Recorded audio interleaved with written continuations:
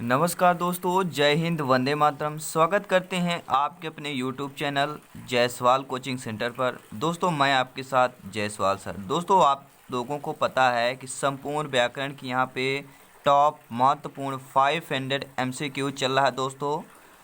तो ये दोस्तों MCQs का आपका 9वां पार्ट है। आप लोगों को पता है कि प्रत्येक पार्ट पर हम 30 प्रश्न लेकर आते हैं। तो चलिए आइए शुरू करते हैं आज के पार्ट का पहला प्रश्न। अगर आपने इसकी पिछली क्लासेस नहीं देखा है, यहाँ पे बेल आइकन पे प्लेलिस्ट लिंक मिलेगा, तो आप लोग देख सकते हैं।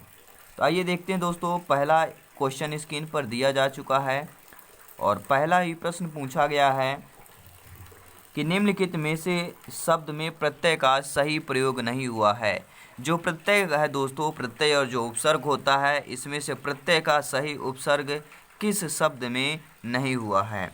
तो यहाँ पे पहला ही ऑप्शन जो दिया गया है, अभिजात धन या बराबर अभिजात, तो यहाँ पे सही प्रत्यय का प्रयोग नहीं हुआ है, यानी कि यह जो प्रत्यय है यह आपका गलत प्रत्यय का प्रयोग हुआ है।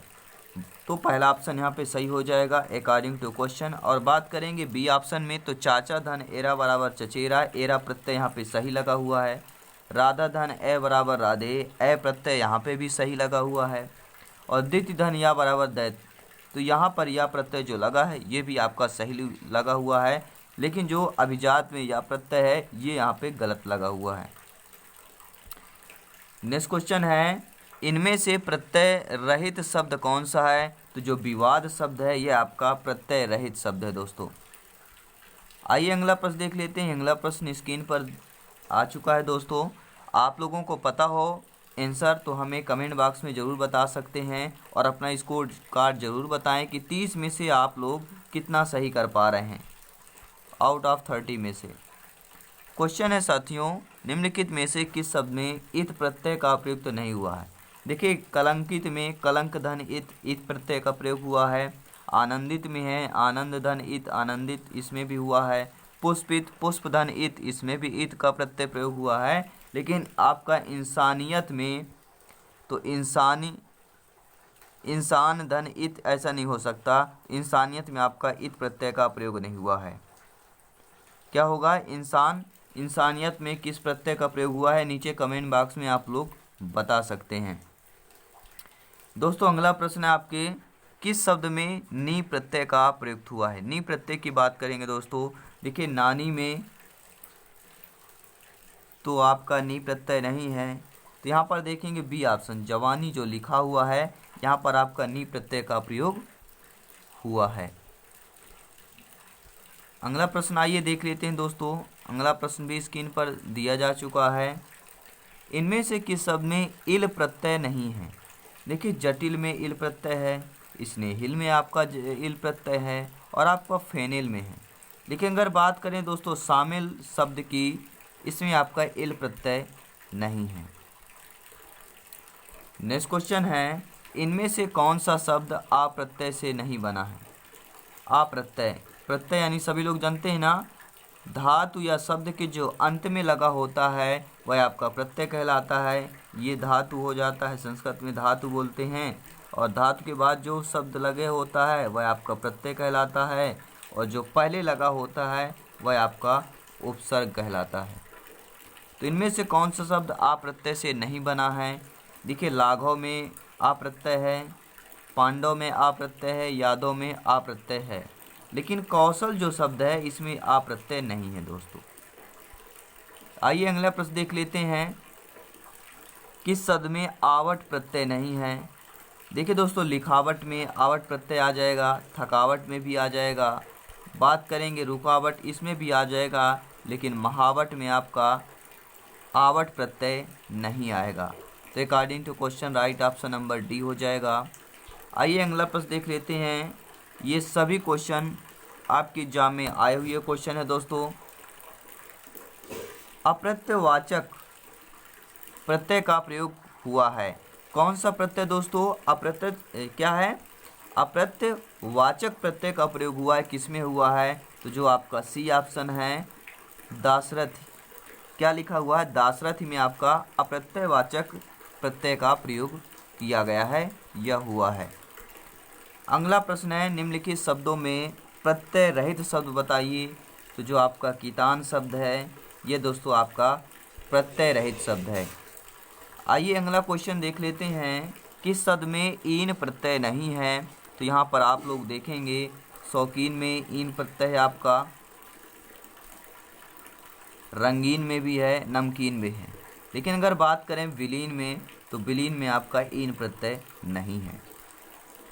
आइए अगला प्रश्न देख लेते हैं। अगला प्रश्न भी इम्पोर्टेंट है, सभी क्वेश्चन इम्पोर्टेंट है, टॉप 500 क्वेश्चन है दोस्तों। और आप लोगों को पता है ये 500 एमसीक्यूज या प्रश्नों की सीरीज जो है ऑल कंसेप्ट से लिए गए, सभी कंसेप्ट जो भी ग्रामर के हैं सभी कंसेप्ट से क्वेश्चन लिए गए हैं। किस शब्द में गार प्रत्यय है। तो यादगार जो शब्द लिखा हुआ है इसमें आपका क्या होगा, गार प्रत्यय दिया है।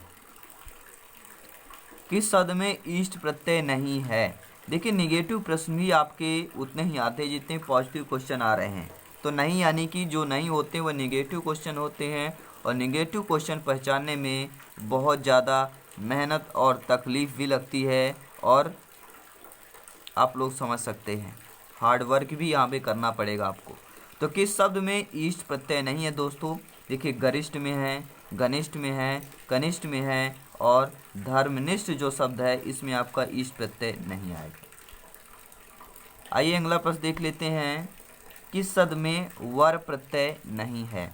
तो मानवर जो शब्द है इसमें आपका वर प्रत्यय नहीं है, बाकी ताकतवर में है, जोरावर में है, और कद्दावर में इसमें आपका वर प्रत्यय है, लेकिन मानवर में आपका नहीं है।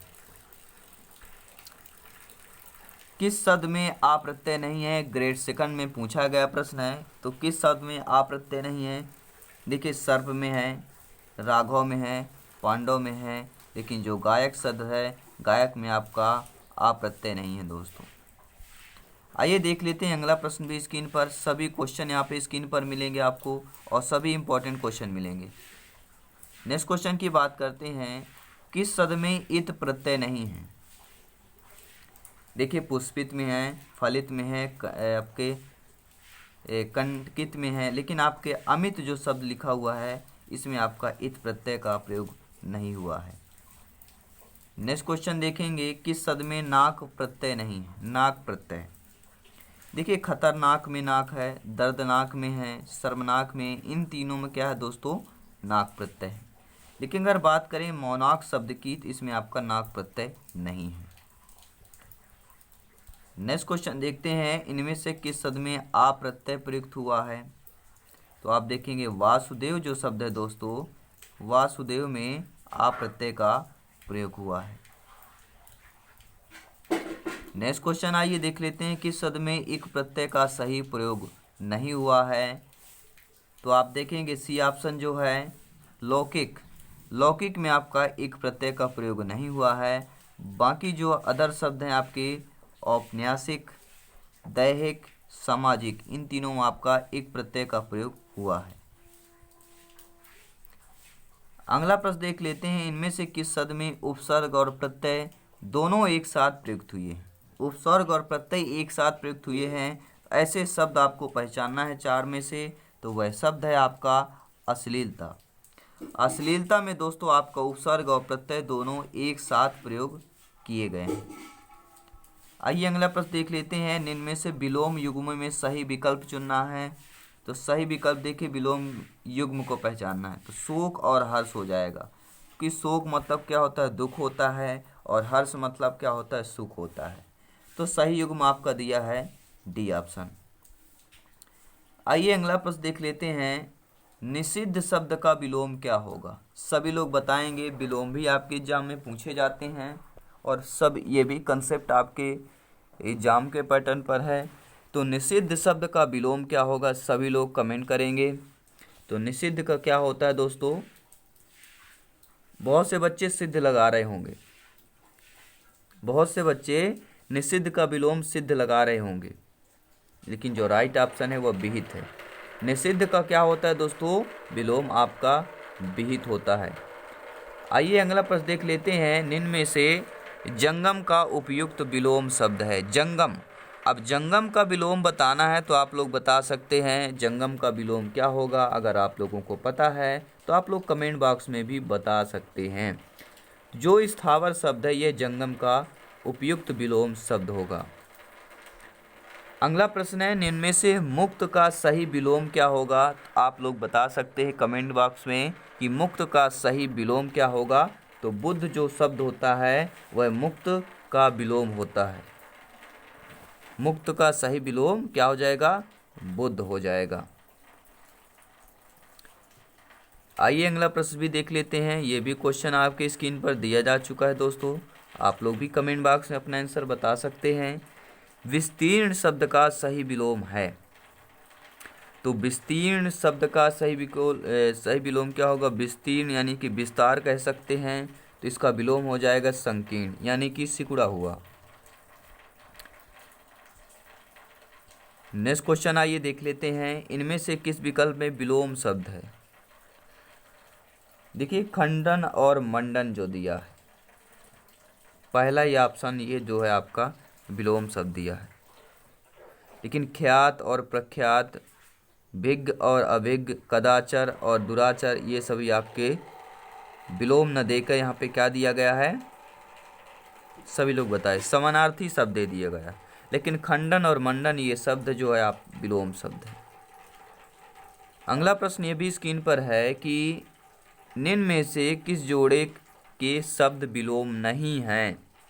देखिए उत्कर्ष का विलोम अपकर्ष होता है, सम का विलोम विषम होता है, आहूत का विलोम अनाहूत होता है। अब आप लोग समझ सकते हैं किस जोड़े में विलोम नहीं है।